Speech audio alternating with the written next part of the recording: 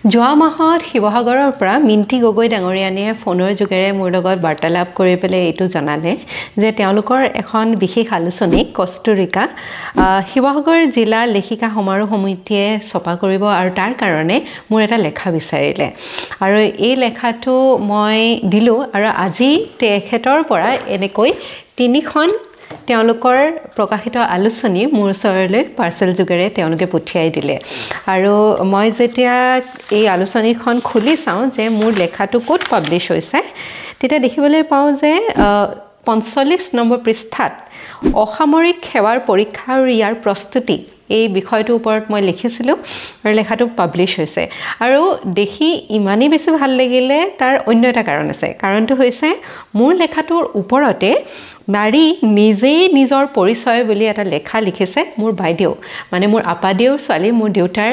ডাঙৰ বাইদেউৰ ছোৱালী ডক্টৰ স্বাতি কিৰণ বৰ্তমান সময়ত ডিব্ৰুগড় বিশ্ববিদ্যালয়ৰ তেখেতে অধ্যাপক হিচাপে কৰ্মৰত আৰু একেলগে দুয়োজনীৰ বাই ভনীৰে লেখা একেলগে পাব্লিছ হোৱা দেখি মোৰ মনটো সঁচাকৈ বৰ ভাল লাগি গ'ল কিবা এটা আৰু মই নাজানো ডক্টৰ মিন্টি গগৈ ডাঙৰীয়ানীয়ে এই কথা জানে নে নাজানে যে স্বাতি কিৰণ বাইদেউ হয় মোৰ যদি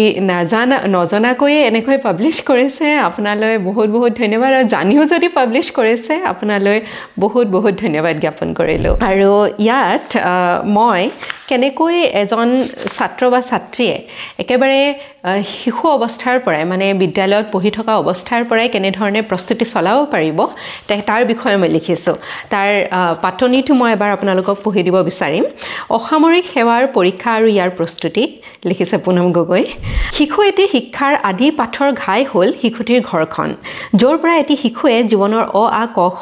শিকে গতিকে তেনেস্থলত আমাৰ শিক্ষাৰ্থীসকলক অসামৰিক সেৱাৰ দৰে এটা সন্মানীয় পৰীক্ষাৰ বাবে ঘৰখনৰ পৰিৱেশৰ পৰাই অনুপ্ৰাণিত কৰাৰ লগতে পথ প্ৰদৰ্শন কৰিব পৰা যায় যাৰ বাবে ঘৰখনৰ লগতে আমাৰ সমাজ ব্যৱস্থাই জানিব লাগিব যে অসামৰিক সেৱাৰ পৰীক্ষা আৰু ইয়াৰ তাৎপৰ্য কি আৰু এই বিষয়ে মই গোটেই মানে প্ৰবন্ধটো লিখিছোঁ আৰু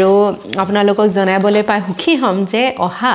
4 জুলাই তাৰিখে এই বিষয়ক লৈ আমি কেৰিয়াৰ ক্লাছ হাটগড় স্থিত আমাৰ কেৰিয়াৰ ক্লাছ অনুষ্ঠানত এটা বিশেষ সেমিনাৰ আয়োজন কৰিছোঁ এই সেমিনাৰত আপোনালোকৰ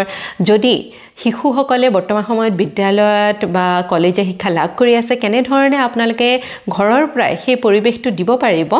তাৰ বিষয়ে আলোচনা কৰিম আশা কৰিছোঁ এই ভিডিঅ'টো আপোনালোকে ভাল পালে এনেধৰণৰ ভিডিঅ'লৈ আপোনালোকৰ ওচৰলৈ আকৌ আহিম ধন্যবাদ